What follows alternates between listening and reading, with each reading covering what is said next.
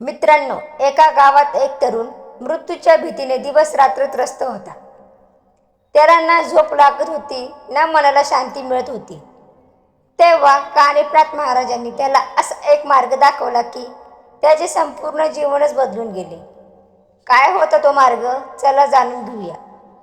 नमस्कार मित्रांनो, नाथ संप्रदायातील नवनाथांमध्ये कानिफनाथ महाराज हे महान सिद्ध योगी आणि ज्ञानी संत म्हणून ओळखले जातात.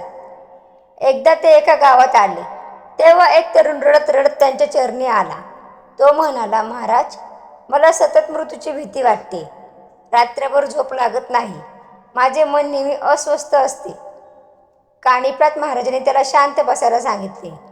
थोडा वेळ ध्यान केल्यानंतर त्यांनी त्याला एक नदीकाठी नेले. ते वाहणाऱ्या नदीकडे बोट दाखवत ते म्हणाले, या नदीकडे नीट पहा. हे पाणी कधी थांबतं का? तरुण म्हणाला, नाही महाराज, ते सतत वाहत असतं. महाराज म्हणाले, जीवन या नदीसारखेच आहे. ज्याचा जन्म झाला आहे त्याचा मृत्यू निश्चित आहे. पण मृत्यूची भीती बाळगण्यापेक्षा प्रत्येक दिवस चांगले कर्म करण्यात घालव.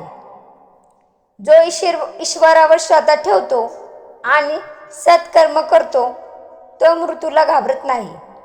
हे शब्द ऐकून त्या तरुणाच्या मनातील भीती हळूहळू नाहीशी झाली. त्याने नियमित नामस्मरण सुरू केले. गरजूंना मदत करू लागला. आई वडिलांची सेवा करू लागला आणि आनंदाने जीवन जगू लागला. काही महिन्यांनी तो पुन्हा कानिफनाथ महाराजांना भेटला. त्याच्या चेहऱ्यावर आता भीती नव्हती, तर आत्मविश्वास आणि समाधान होते.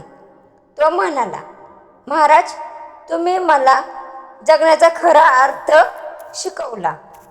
कानिफनाथ महाराज हसले आणि म्हणाले, तो वर्तमान चांगले कर्म करतो त्याला भविष्याची भीती राहत नाही.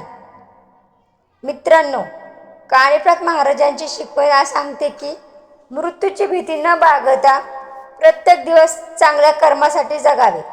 श्रद्धा, सेवा आणि सत्कर्म हेच जीवनाचे खरे धन आहे. जय कानिफनाथ महाराज. कमेंटमध्ये लिहा ओम नमो आदेश, अलख निरंजन. अशाच नवनाथांच्या कथा, चरित्र आणि प्रेरणादायी धार्मिक माहितीसाठी चॅनलशी जोडलेले राहा.